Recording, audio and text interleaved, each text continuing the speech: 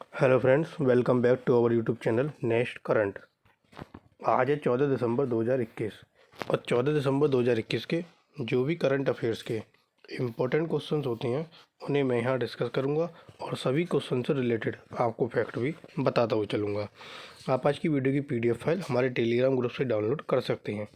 Telegram group का link आपको video के डिस्क्रिप्शन में, फेसबुक का लिंक, इंस्टाग्राम का लिंक, सभी के लिंक आपको वीडियो के डिस्क्रिप्शन में दिए गए हैं। अगर आपने अभी तक हमारे चैनल सब्सक्राइब नहीं किया है तो चैनल को सब्सक्राइब करना ना भूलें, साथ ही नोटिफिकेशन बेल को प्रेस करें ताकि आपको सभी वीडियो के नोटिफिकेशन मिलते रहें। तो चलिए शुरू करते हैं आज का अपना पहला क्वेश्चन है, हाल ही में किस बैंक ने आशु सुइयस को बैंक का स्वतंत्र निदेशक नियुक्त किया? तो आशु सुइयस कोटक महिंद्रा बैंक के स्वतंत्र निदेशक नियुक्त हुए। Option A. इनकी नियुक्ति 24 जनवरी 2022 से 23 जनवरी 2027 तक प्रभावी है। आशु सुइयस पहले रेटिंग एजेंसी क्रिसिल के प्रबंध निदेशक थे। बोर्ड ने अगले वित्त वर्ष 2023 में एक नया अधिक किस्तों में ऋण साधन के माध्यम से 5,000 करोड़ रुपए जुटाने को भी मंजूरी दी है।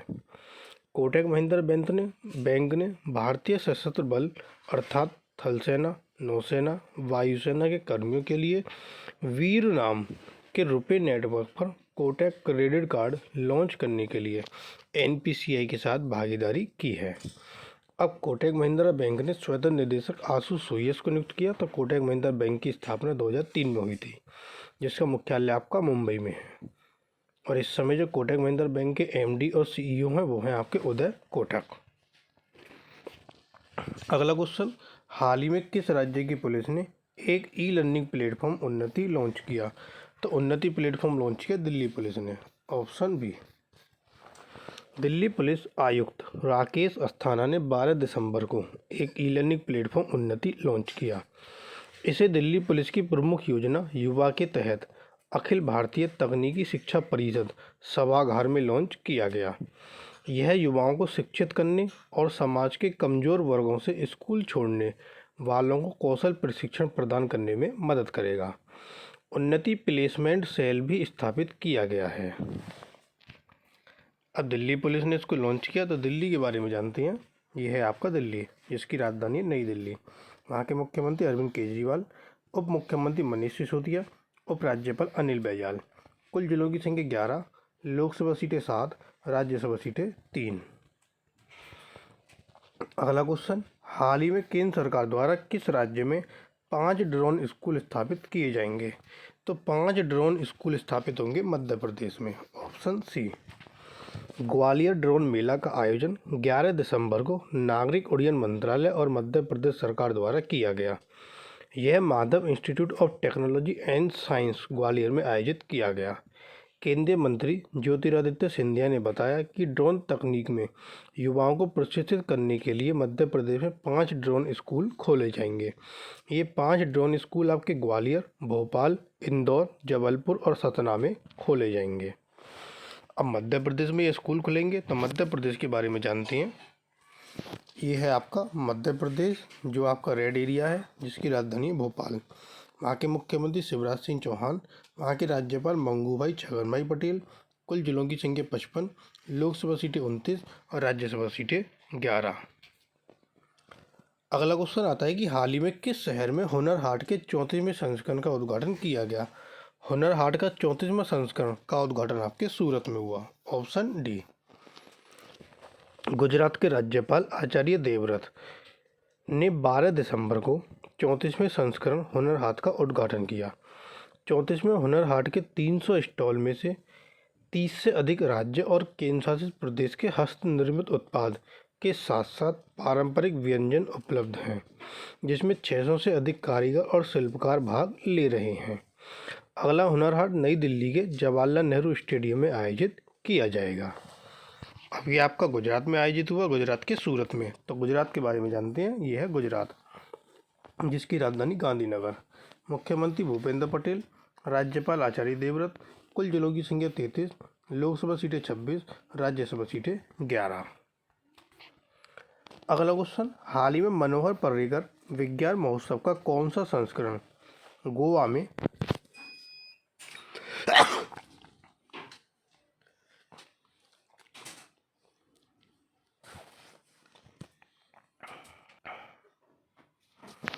8 स्थानों पर आयोजित किया जा रहा है। तो मनोहर पर्रिकर विज्ञान महोत्सव का आपका तीसरा संस्करण गोवा में 8 स्थान पर आयोजित किया जा रहा है। ऑप्शन ए तीसरा संस्करण 13 दिसंबर से ये आयोजित किया जा रहा है। गोवा के जो पूर्व मुख्यमंत्री हैं इनके नाम पर आयोजित इस विज्ञान उत्सव में इसरो के पूर्व अध्यक्ष प्रोफेसर के कस्तूरी रंगन डोना पाउला में राष्ट्रीय समुद्र विज्ञान संस्थान में स्पेस ए प्रमोसिंग एंडेवर का व्याख्यान देंगे। मुख्यमंत्री प्रमोद सावंत इसमें मुख्य अतिथि होंगे।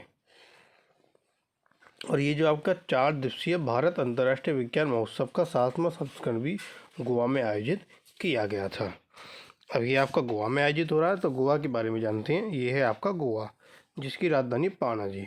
वहाँ के जो मुख्यमंत्री प्रमोद सावंत, वहाँ के राज्यपाल PS श्रीधरन पिल्लई। कुल जिलों की संख्या 2, लोकसभा सीटें 2 और राज्यसभा सीटें 1। अगला क्वेश्चन, हाल ही में 1971 के युद्ध में भारत की जीत के 50 वर्ष के उपलक्ष्य में नई दिल्ली में स्वर्णिम विजय पर्व का उद्घाटन किसने किया? तो यह उद्घाटन किया आपके राजनाथ सिंह ने। ऑप्शन बी, रक्षा मंत्री राजनाथ सिंह ने 12 दिसंबर को यह उद्घाटन किया।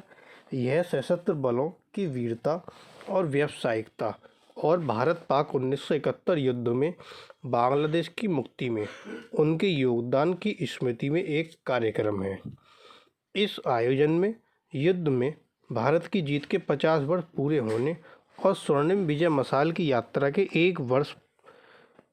एक पूरे वर्ष भर चलने वाले समारोह की परिणति को चिन्हित किया गया।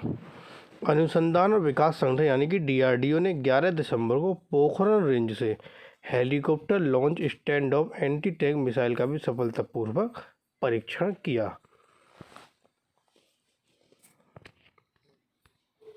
अब ये आपका दिल्ली में मनाया गया उत्सव उद्घाटन जो हुआ, तो दिल्ली के बारे में जानते हैं।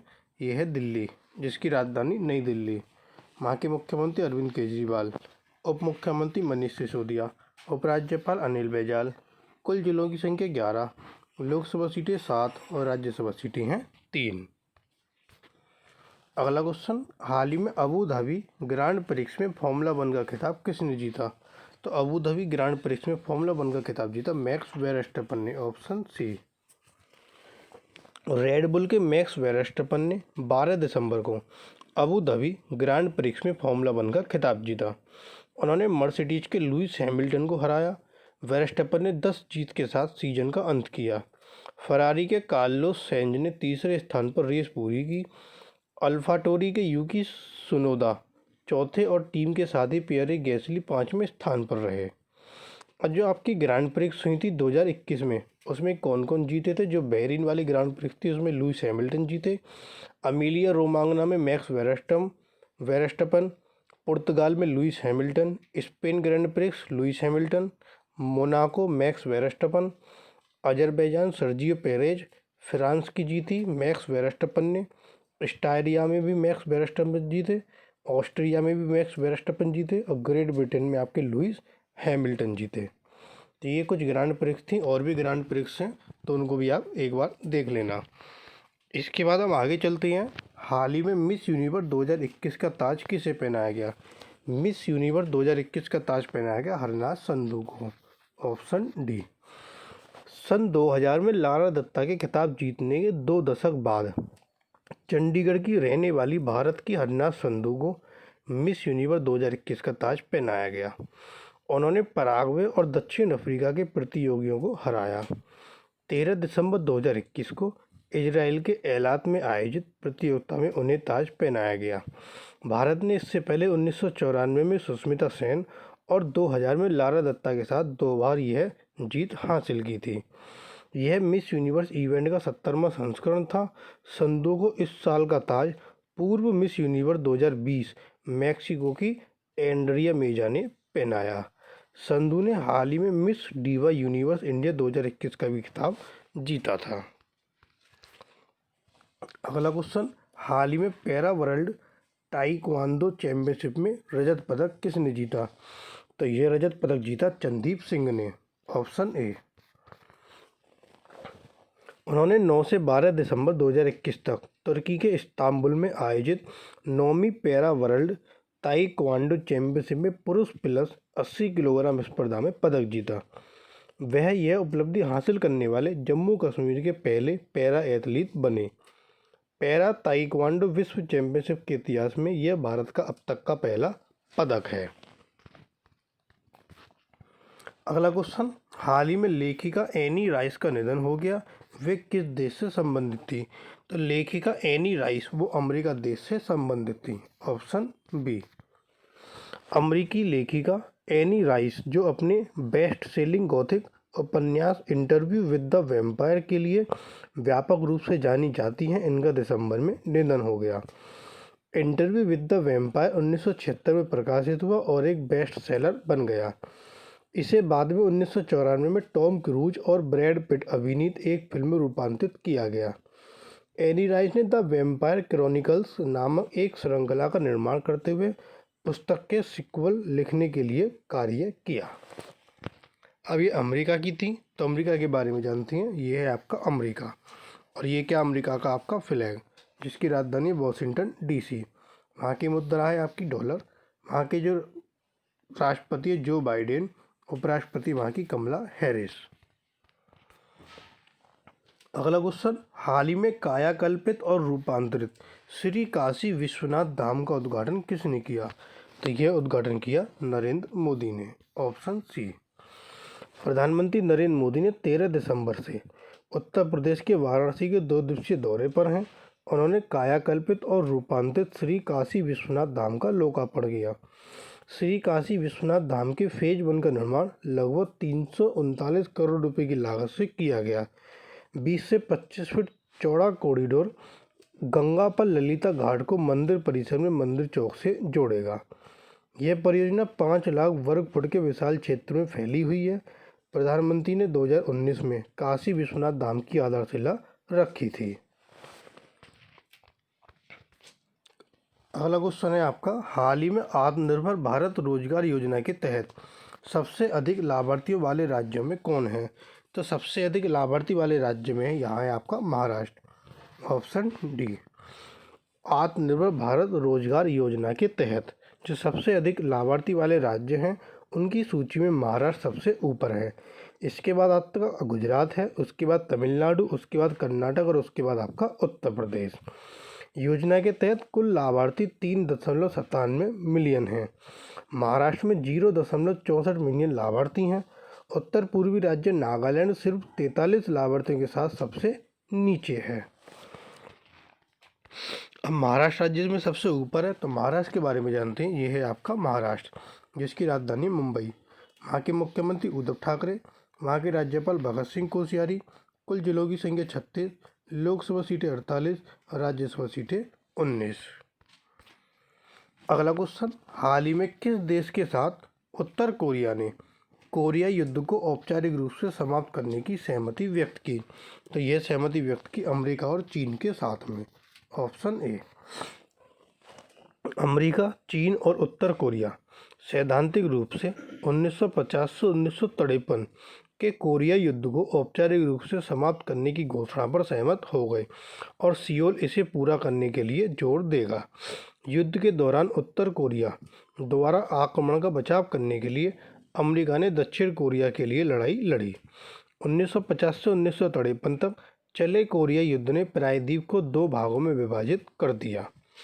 उत्तर कोरिया लगातार दक्षिण कोरिया में अमेरिकी सैनिकों की मौजूदगी, संयुक्त राज्य अमेरिका और दक्षिण कोरिया के बीच हर साल होने वाले संयुक्त सैन्य अभ्यास, साथ ही उत्तर कोरिया के हथियार कार्यक्रम के खिलाफ अमेरिका के नेतृत्व वाले प्रतिबंध का विरोध करता है। अब यह जो सहमति व्यक्ति अमेरिका और चीन के साथ ही, अमेरिका के बारे में हमने आपको बता दिया और चीन के बारे में जान लेते हैं। यह है आपका चीन, जिसकी राजधानी आपकी बीजिंग। वहाँ की मुद्रा रेनमिनबी। वहाँ के राष्ट्रपति शी जिनपिंग, उपराष्ट्रपति वांग किसान। और ये क्या आपका, ये है आपका चीन का फ्लैग। तो ये थे आपके आज के करंट अफेयर्स के इम्पोर्टेंट क्वेश्चन। अब आता है क्वेश्चन ऑफ द टुडे। हाल ही में 21वीं सदी के चिन्ह पुरस्कार से किसे सम्मानित किया गया? 21वीं सदी के चिन्ह पुरस्कार से किसे सम्मानित किया गया? 4 ऑप्शन आपको यहाँ दिए गए हैं। एक आंसर आपको कमेंट बॉक्स में देना है और जो कल क्वेश्चन पूछा था कि हाल ही में जो बाइडेन ने किसे राष्ट्रपति के कर्मियों के व्हाइट हाउस कार्यालय का प्रमुख बनाते हुए नए पद पर पदोन्नत किया, तो वो पदोन्नत हुए थे आपके गौतम राघवन, ऑप्शन ए। तो ये थे आपके आज के करंट अफेयर्स के इम्पोर्टेंट क्वेश्चन। आपको वीडियो पसंद आए तो वीडियो को लाइक, कमेंट और शेयर करना ना भूलें। साथ ही साथ अगर आपने चैनल सब्सक्राइब नहीं किया तो चैनल को सब्सक्राइब कर नोटिफिकेशन बेल जरूर प्रेस करें ताकि आपको सभी वीडियो के नोटिफिकेशन मिलते रहें।